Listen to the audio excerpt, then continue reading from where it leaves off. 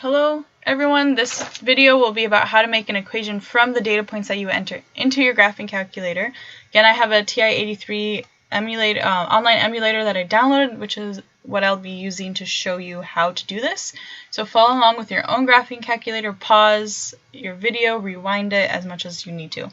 I made kind of a really rough sketch on the left-hand side of what buttons I'll be pressing and kind of the rough order. So let's get to it. So go ahead and turn your graphing calculator on. And the first thing that you want to do is go to second 0, and that will take you to the catalog. The catalog is a very long catalog. Your calculator can do a lot of random things that I don't even know a lot about. But the one that you want to find is called Diagnostic On. So once you go to Diagnostic On, go ahead and press Enter. And then press Enter again, and it should say Done. So that means that you'll have your R regression. So your R value is your regression value. That tells you how good your data is, how close it is to 1. So the closer it is to 1, that means it's really good data. If you've taken statistics, it will make more sense. But basically, it just tells you how good your data is. So your diagnostic should be on. The next thing, go to second y equals 0. And then click 1 or enter, go to plot 1, make sure that it is indeed on, that your type of graph is the one that's connecting the dots, your X is L1, your Y is L2, and you can choose what type of mark you want. And then I go to quit. Excuse me. Alright, next thing, go to Stat, edit your data. So remember L1 was your X, L2 is your Y. So I'm going to go ahead and enter some X values, so 0, 50, 100, 200, 300, 400. Alright, so those are my X values, so from 0 seconds all the way to 400 seconds. I'm going to go over to the Y column now and enter those data points. So 0.0, 0.0707,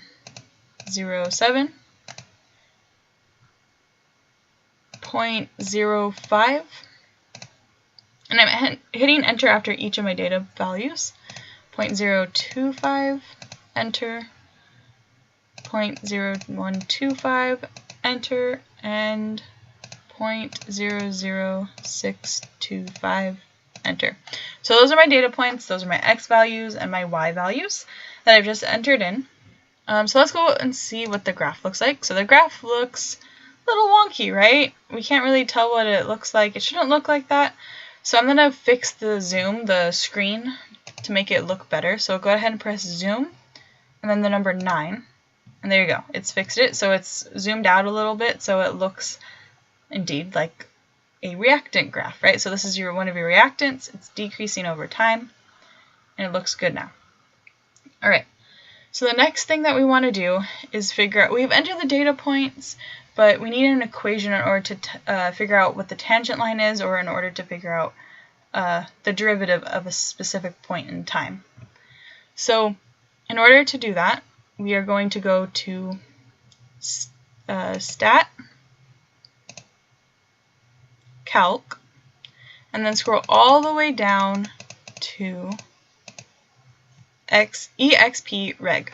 So it's a regular exponential graph. Try to mess around with maybe the chord, the cubic, or the quad, but the one that I found that works best is the EXP one. So go ahead and press 0.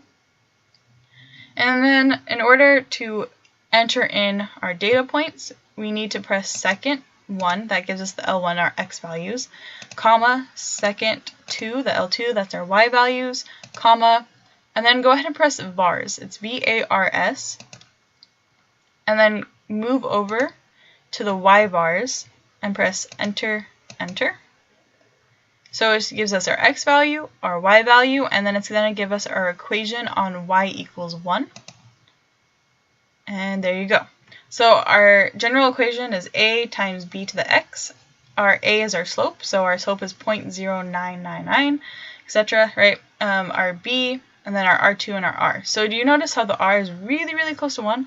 That means this is the best fit equation for the data points that we have.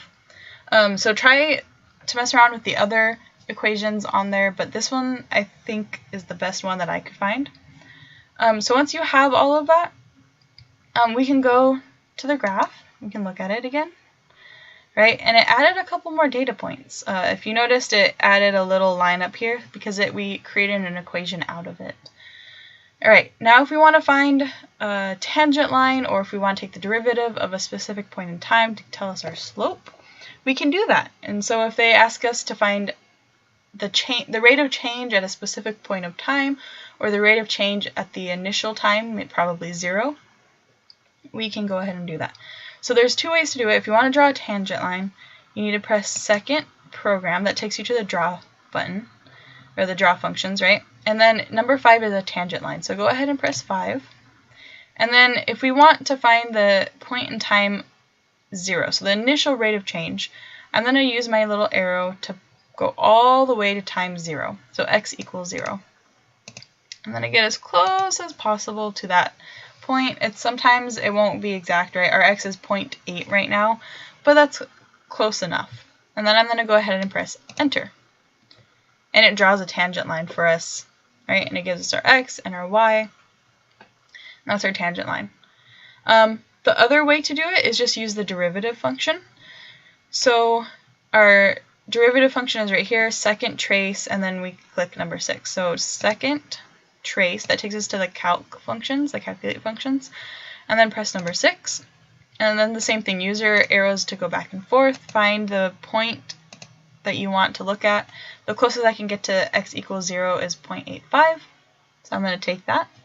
I'm going to go ahead and press enter, and the derivative is negative 6.89 times 10 to the negative 4th, which in this case is our slope from previous when we drew the tangent line, and it is also the rate of change. So you can draw the tangent line, find the slope, or you can take the derivative, which gives you the rate of change. So the slope of the tangent line or the derivative, those both give you the rate of change at a specific instantaneous point in time.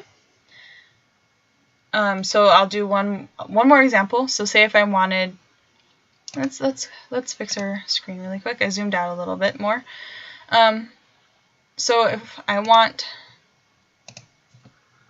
second program, and then number 5 is our tangent line, and say I want to find a specific point in time for time is equal to 100.